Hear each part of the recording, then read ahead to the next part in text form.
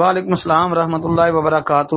لکھا جی وہ حجاج کرام جو قربانی نہیں کر سکتے حج کے دوران، ان کے لیے اللہ رب العزت نے 10 روزے 3 مکہ معظمہ میں اور باقی 7 اپنے گھر پہنچ کر اس کے بارے میں کہتے ہیں جی ڈاکٹر ظفر صاحب معلوم کر رہے ہیں۔ میرا سوال اس بات کی طرف تھا کہ جو قربانی نہیں کر سکتا وہ 3 روزے مکہ میں رکھے، باقی 7 دن گھر جا کر کہتے ہیں جی میں نے سوال کیا کہ وہ کون سے 3 جو ہے دن ہوں گے جو مکہ میں روزے رکھے۔ 14 سے فلائٹس کی واپسی کہتے ہیں جی شروع جو ہے نا وہ ہو جاتی ہے۔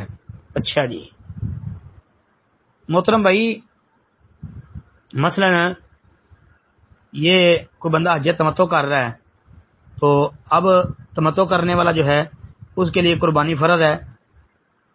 آپ یہی ایک بات اپنے سامنے رکھ لیں، قرآن پاک کی آیا مبارکہ میں ہے، تو پھر اگر وہ یعنی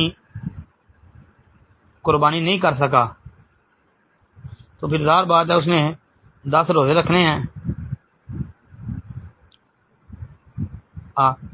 جن میں سے 3 روزے حج کے دنوں میں اور 7 واپس آ کے۔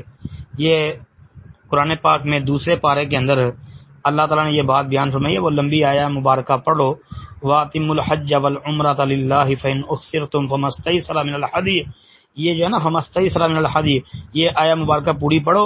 پھر آخر میں چل کے جو ہے وہ کیا ہے، جو آپ کے سوال کے متعلقہ بات ہے وہ یہ ہے کہ فَمَا اسْتَيْسَرَ مِنَ الْهَدْيِ فَمَن لَّمْ يَجِدْ فَصِيَامُ 3 أَيَّامٍ فِي الْحَجِّ و7 إِذَا رَجَعْتُمْ تِلْكَ 10 كَامِلَةٌ، یہ کہ جو قربانی نہیں کر سکا، جس کے پاس قربانی یعنی ہدی وہ نہیں اس کو میسر آئی، تو اس کو چاہیے کہ وہ 3 روزے حج کے دنوں میں رکھ لے۔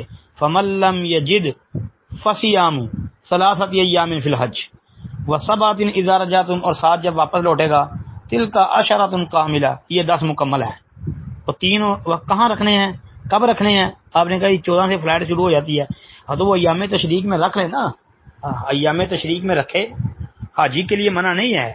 مطلب عید کا پہلا دن گزر گیا، 11 12 13، یہ 3 دن جو ایام تشریق ہے ان میں وہ روزے رکھے، 7 جو ہے وہ واپس آ کے رکھ لے۔ السلام علیکم ورحمۃ اللہ۔